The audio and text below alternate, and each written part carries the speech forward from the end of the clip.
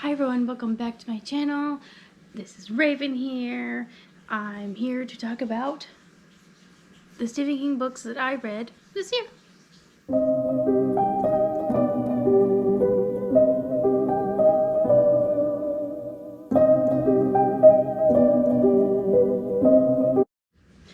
Okay, here we go.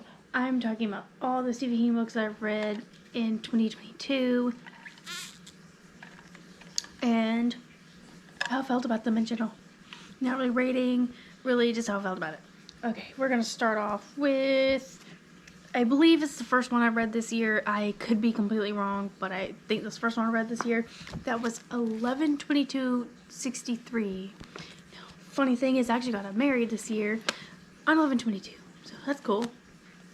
And now this one is where our main character, what the hell's his name? Jake Epping. I believe that's not his real name, but anyway, he actually goes back in time to 1960 so he can try and stop the assassination of JFK, and ends up falling in love with a teacher, and you kind of follow that whole ordeal and him doing the investigating and what the effect is after he stops the assassination. So now, if I did have to give it a star rating on this, I would definitely give this 5 stars. I couldn't stop reading it. Like, I was reading this every day when I went go down to the pool, and after I was done with my schoolwork and everything. So it was really good. And then I believe right after this book, I could have read this before, but I read the first short story in Full Dark No Stars. It was 1922, and this is where the husband plans to kill his wife. Or something like that, from what I can remember. I think that's how that goes. And then his son ends up going on this whole different adventure in 1922. And so, yeah, you kind of follow that little story. It was actually really good when I read it. This was also during summer when I read that one. And I just didn't read the other ones. I read one book, so it's great. And then somewhere in between here, I read, I don't know which one I read first. I think I read Dolores Claiborne. Right after, and you actually follow the story of the lady who takes care of Miss Dolores Claiborne. So you follow what's her name? What is her name? Cool. Oh, maybe no.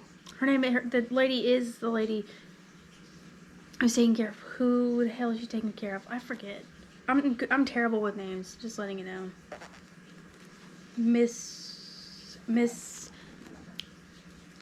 I can't think of it, but Dolores Claiborne actually is taking care of a richer older lady, and you kind of follow her story from when she started working with her, and how Dolores Claiborne's husband ends up dying, and all that stuff. So, trigger warnings for child molestation, all that stuff, and murder and all that stuff. So, trigger warnings on that.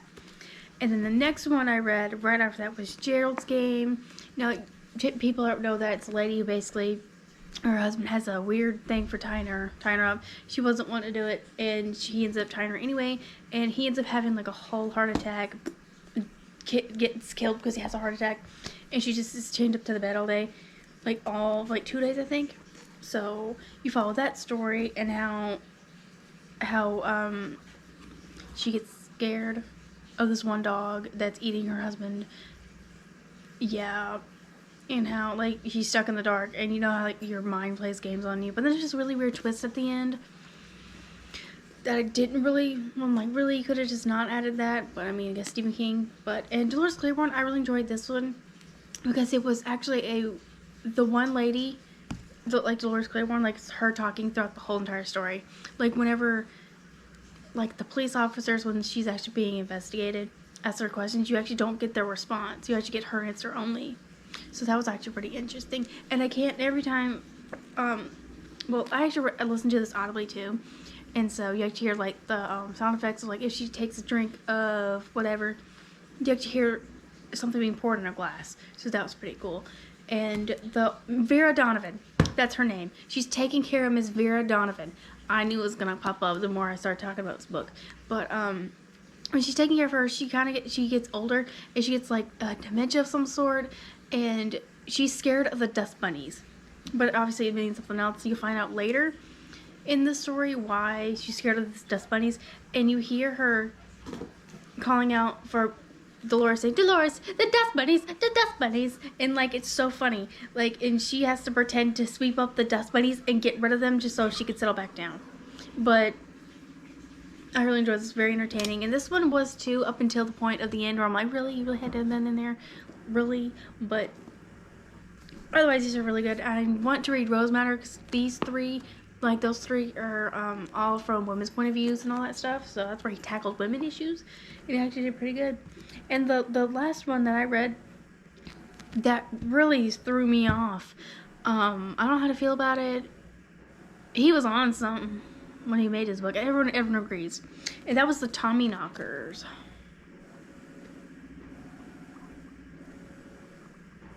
Like, I don't know.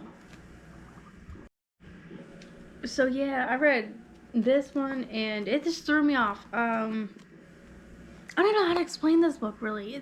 It's aliens, I guess. Or something. Like, I don't know. Like, all I know is that it gave me nightmares of losing my teeth. And since my biological mother, she had like a I think it was heroin. No. Boy, you can tell I don't do no drugs, but she did the drugs that like meth. It was meth. She did meth. So well, I didn't physically see her do it, but like now realizing it when I got older, that's what she did because she lost all her damn teeth. So so yeah, I have fear because of that being imprinted in me as a child of having both parents not having any teeth. No, my dad, I don't know how he lost his teeth. I don't know. But I remember him putting his dentures in, like, he was, like, younger. He was, like, in his late 40s, 50s when I was younger. So, no reason why he shouldn't have all his damn teeth. But I remember him putting his teeth all the time and taking them out, cleaning them, whatever. And then my mom lost hers later because of her problem. So, I have that fear, seeing that as a young child, right? And then for these people who are working on this spaceship of some sort, and them being so close to like the spaceship all the time, and like they're digging it up. That's what they're doing. They're digging it up, and one of the causes is them losing their teeth. It's like they're turning into the alien or something. Like they're changing. It's freaking weird. It's like what the fuck. And I have nightmares of me losing my teeth. So I did not need that, but I wanted to read it because it's one of his originals, so don't think I'll read it again because of that reason, because I don't want them nightmares.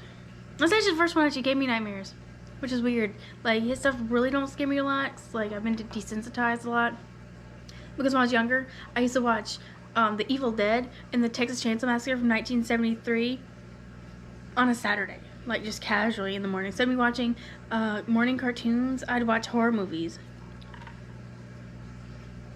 Like Saw, Hostel, literally. That didn't even bother me. But losing damn teeth will bother me. But anyway, that is all. I did start it, but see, it's over here. Oh, god damn. I did start it, but I'll put him up here. I started him, didn't really finish him, but that's okay. But that's all my Stephen Kings I've read. I think the best one I've read, I mean, I would say top two would be 11/22/63 and Dolores Claiborne.